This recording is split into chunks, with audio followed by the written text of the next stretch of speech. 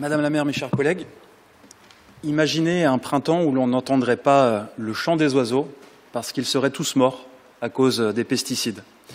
De ce postulat, il y a 63 ans, une femme, Rachel Carson, publiait « Printemps silencieux », un ouvrage qui pointait avec acuité la dangerosité des pesticides. Cet essai, qui fut aussi l'acte de naissance du mouvement écologiste, il provoqua une victoire contre les lobbies industriels par l'interdiction du DDT aux États-Unis, puis ailleurs dans le monde. Depuis le backlash écologique, le retour de bâtons conservateurs, il amplifie ses ravages. ZFE enterré, reprise du chantier de l'A69, le zéro artificialisation nette qui est vidé de sa substance, et maintenant le projet de loi du plomb. En passe d'être adopté par le Parlement, il prévoit le retour de certains insecticides néonicotinoïdes interdits par la loi jusqu'à présent, sous la pression notamment d'un syndicat professionnel, Phytéis pour le pas nommer, le lobby des fabricants de pesticides. Cette loi du plomb, elle est un poison pour notre avenir et pour celui de nos enfants. Le vote du 30 juin, le vote probable de cette loi le 30 juin aura des conséquences durables, peut-être irréversibles, comme le rappellent des parents d'enfants empoisonnés par les pesticides dans une tribune publiée dernièrement le 17 juin par Mediapart. Alors mobilisons-nous auprès de nos députés pour contrer cette régression majeure.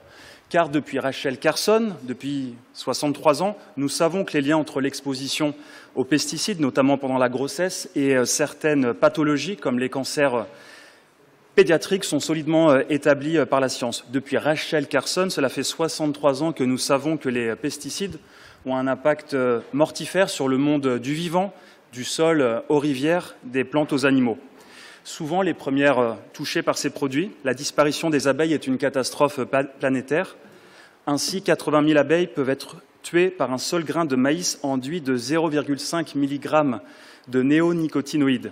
Et à Nantes, nous avons pris conscience de l'ampleur du problème, très concrètement.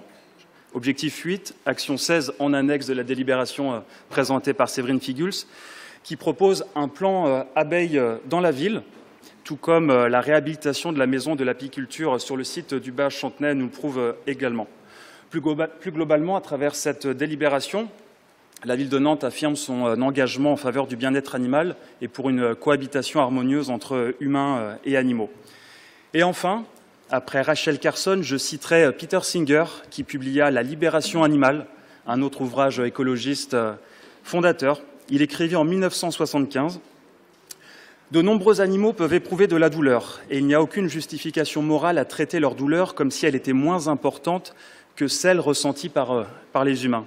C'est donc à une évolution philosophique et culturelle que les exigences d'aujourd'hui, celles d'un monde du vivant en souffrance, nous appellent. Et donc, pour conclure, la ville de Nantes affirme ainsi avec cette stratégie Animal en ville que la santé humaine, animale et environnementale sont intimement mêlées pour notre avenir commun.